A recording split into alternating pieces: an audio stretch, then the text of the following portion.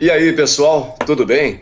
Sempre que pintar um assunto interessante, nós apresentamos o Papo da Madrugada. Nessa edição, por exemplo, a gente comenta sobre uma nova revista virtual que será lançada. O nome dessa revista é Revista Oeste. E, pelo jeito, vai fazer muito sucesso. Muito sucesso pela credibilidade de seus colunistas e colaboradores. Olha só, anota aí o timaço que participa dessa revista. Alexandre Borges, Ana Paula Henkel, Augusto Nunes, Bruno Garchagen, Guilherme Fiuza, Ian Vasques, J.R. Guzzo, entre outros. E por falar em J.R. Guzzo, ele escreveu um artigo intitulado 10 coronafatos que você precisa saber. Marcelo, o que você achou desse artigo, hein? Olha, Ronaldo, o artigo está muito bem escrito, como sempre, né? São os artigos do J.R. Guzzo, e ele abre esse artigo dizendo o seguinte, que antes de você ouvir o síndico do seu prédio, o prefeito de Niterói ou algum jurista da OAB sobre a exata situação do coronavírus do momento, é 100% de certeza que você não vai perder nada se tiver em mente 10 fatos que ele coloca.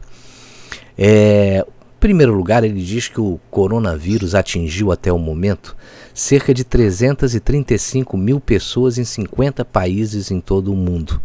E isso aí, a população soma aí 7 bilhões de pessoas. E mesmo nessa população aí somada de 7 bilhões, ele matou cerca de 14.500. Aliás, 14.500, com várias diferenças de infeccionados e mortos, dependendo de país para país. Só que ele alerta que o H1N1 em 2009 pegou mais de 750 milhões de pessoas, atingiu 200 países e matou 285 mil indivíduos. O segundo ponto que o J.R. Guzzo coloca no artigo dele, que a gente tem que prestar atenção, é o seguinte: cerca de metade dos mortos está concentrada em 2 países, a Itália e a China, onde a epidemia começou. Na Itália, o pior caso de todos, já morreram até agora cerca de 3.500 pessoas contra 3.300 na China. Mas ele alerta que os números chineses são números de uma ditadura, que por princípio não diz a verdade. Você não pode acreditar muito nesses números. Terceiro ponto do artigo do Guzzo é o seguinte: na Itália foram contaminadas quase 60 mil pessoas. Na China, com uma população 25 vezes maior, pegaram a doença 80 mil. Mas, de novo, ele coloca, isso aí é informação do governo chinês. Isso equivale a metade de todos os atingidos do mundo. Na Itália, de qualquer forma, a Itália é um caso totalmente fora da curva. Nenhum outro país dos 50 afetados chegou remotamente perto dos índices italianos. Ele foca muito nessa questão de que a gente não pode acreditar nos números que vêm da China. O ebola, em 1976, o quarto ponto, ficou só em 9 países da África, mas matou quase tanta gente quanto o coronavírus até agora, e a divulgação não surgiu. Ele diz até que na ocasião, ele fala, obviamente, morte de negro não causa reação nenhuma nos meios de comunicação. Eu acho que hoje causaria, mas na época provavelmente não causou, e isso não foi muito divulgado. Isso aconteceu em 1976. De lá para cá já houve muita mudança, né?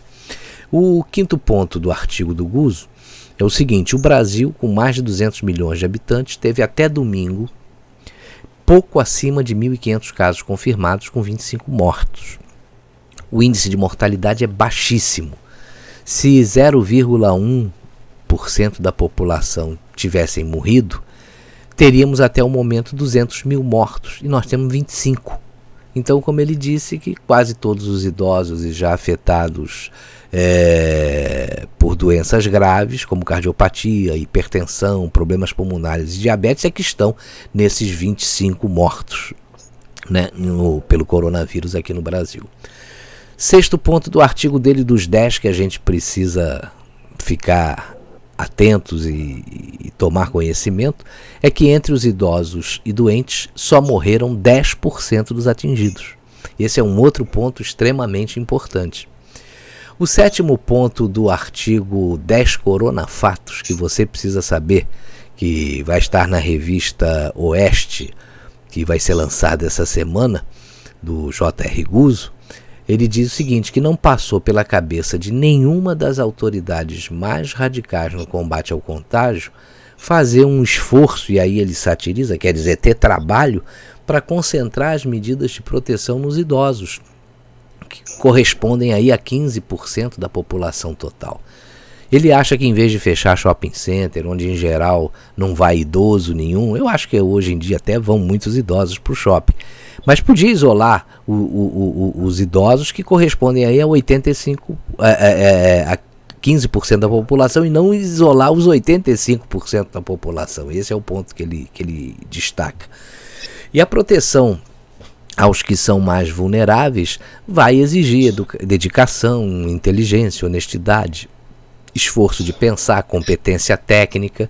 Em compensação, isso não rende nada nos jornais, nem nas primeiras páginas, aliás, não rende nada nos telejornais, nem nas primeiras páginas dos jornais.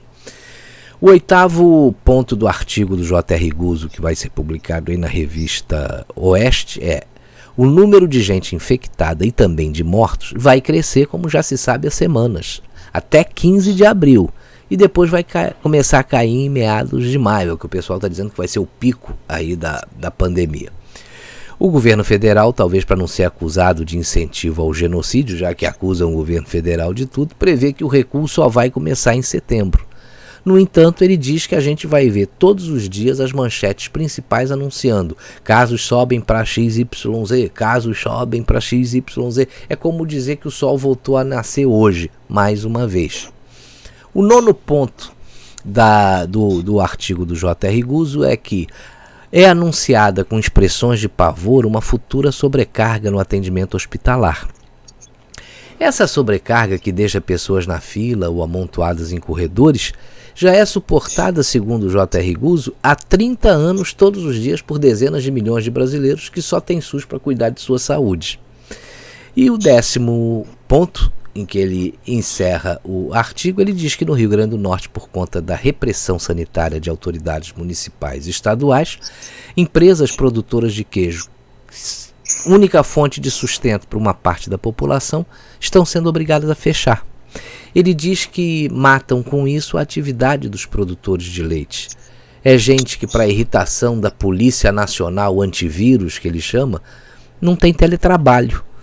E aí ele finaliza dizendo que é também uma prova de que o país está entregue à anarquia.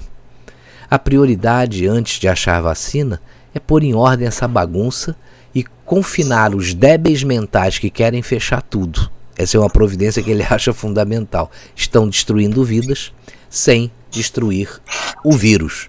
Então eu achei muito legal esse artigo. Acho que essa revista promete, como você falou.